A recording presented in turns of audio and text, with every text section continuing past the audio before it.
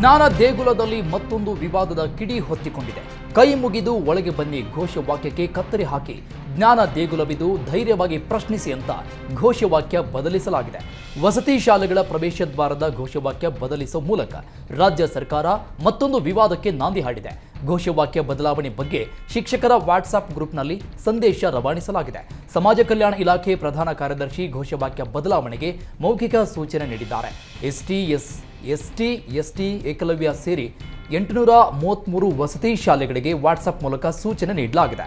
ಗುಲಾಮಗಿರಿ ಪದ ತೆಗೆಯಲು ರಾಜ್ಯ ಸರ್ಕಾರ ಸೂಚನೆ ನೀಡಿದೆ. ಕೈ ಮುಗಿದು ಒಳಗೆ ಬನ್ನಿ ಎಂಬುದು ಗುಲಾಮಗಿರಿ ಪದ ಎಂದು ಉಲ್ಲೇಖವಾಗಿದ್ದು, ಘೋಷವಾಕ್ಯ ಬದಲಾಯಿಸುವಂತೆ ಸೂಚಿಸಲಾಗಿದೆ.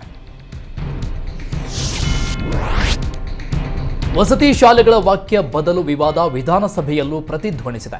ವಿಧಾನಸಭೆಯಲ್ಲಿ ಬಿಜೆಪಿ ಅಧ್ಯಕ್ಷ ವಿಜೇಂದ್ರ ವಿವಾದವನ್ನು ಪ್ರಸ್ತಾಪಿಸಿದ್ದಾರೆ.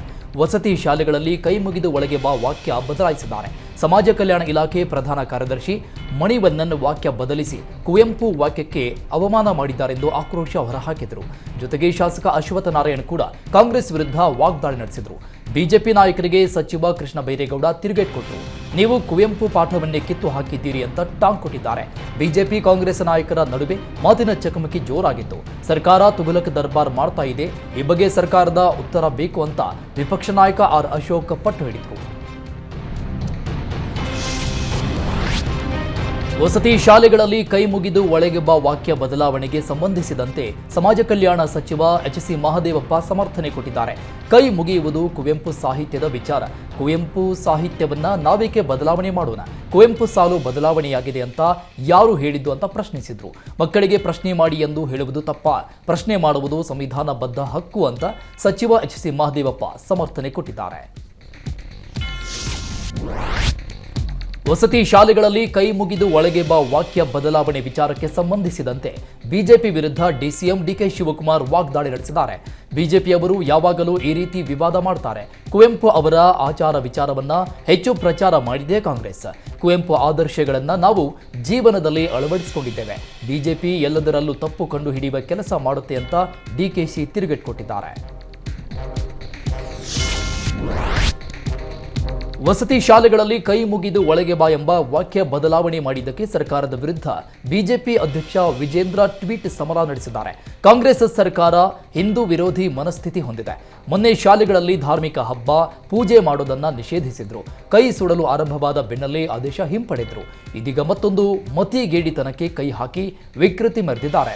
ವಿದ್ಯಾರ್ಥಿಗಳನ್ನ ಶಿಕ್ಷಕರ ವಿರುದ್ಧ ಎತ್ತಿಕಟ್ಟಲು ಪ್ರಚೋದನೆ ನೀಡ್ತಾ ಇದ್ದಾರೆ. ಆದೇಶದ ಹಿಂದಿರುವ ಅಧಿಕಾರಿಗಳ ವಿರುದ್ಧ ಕ್ರಮ ಕೈಗೊಳ್ಳಬೇಕು, ಇಲ್ಲವಾದರೆ ಮುಂದಿನ ಪರಿಣಾಮ ಎದುರಿಸಬೇಕಾಗುತ್ತೆ ಅಂತ ಟ್ವೀಟ್ ಮೂಲಕ ವಿಜೇಂದ್ರ ಸರ್ಕಾರಕ್ಕೆ ಎಚ್ಚರಿಕೆ ಕೊಟ್ಟಿದ್ದಾರೆ.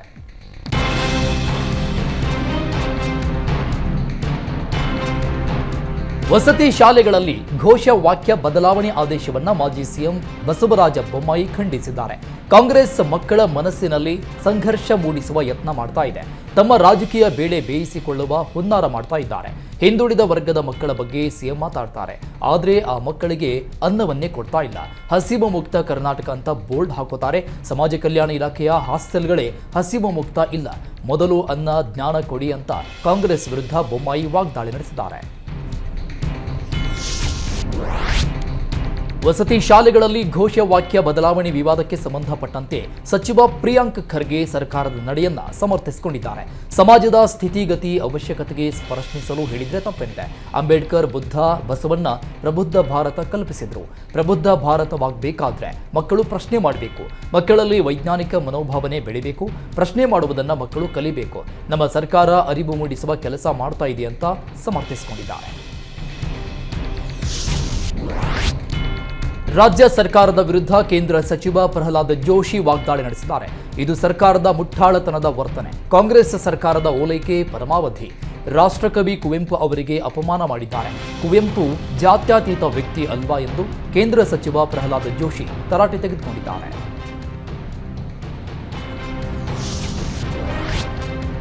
ವಸತಿ ಶಾಲೆ ಘೋಷವಾಕ್ಯ ಬದಲಾವಣೆಗೆ ಸೂಚಿಸಿದ್ದ ಮಣಿವಣ್ಣನ್ ಅವರನ್ನ ಶಿಕ್ಷಕರು ಪ್ರಶ್ನಿಸಿದ್ದಾರೆ. ನಾವು ಹಿಂದೂಗಳು, ನಮ್ಮ ಮಕ್ಕಳಿಗೆ ಕಲಿಸುವ ಮೊದಲ ಪಾಠ ಸಂಸ್ಕಾರ. ಅದನ್ನ ಯಾವ ಪುರುಷಾರ್ಥಕ್ಕೆ ಬದಲಿಸಬೇಕು?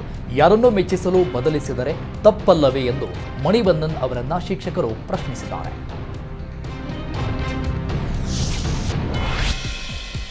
ರಾಜ್ಯದಲ್ಲಿ ವಸತಿ ಶಾಲೆಯ ಘೋಷವಾಕ್ಯ ಬದಲಾವಣೆ ಬಿರುಗಾಳಿ ಎದ್ದಿದೆ. ಕೈ ಮುಗಿದು ಒಳಗೆ ಬಾ ಎಂಬ ಘೋಷವಾಕ್ಯವನ್ನ ಜ್ಞಾನ ದೇಗುಲವಿದು ಧೈರ್ಯವಾಗಿ ಪ್ರಶ್ನಿಸಿ ಎಂಬ ಘೋಷವಾಕ್ಯ ಬದಲು ಮಾಡಲಾಗಿದೆ.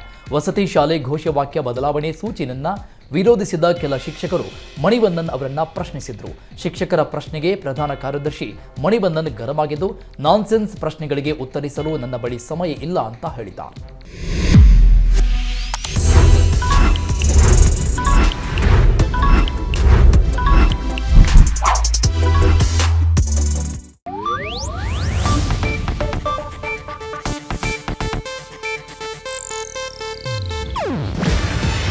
ಇದು ಏಷ್ಯಾನೆಟ್ ನ್ಯೂಸ್ ನೆಟ್ವರ್ಕ್ ಪ್ರಸ್ತುತಿ. ನೀವು ನೋಡ್ತಿದ್ದೀರಾ ಏಷ್ಯಾನೆಟ್ ಸುವರ್ಣ ನ್ಯೂಸ್.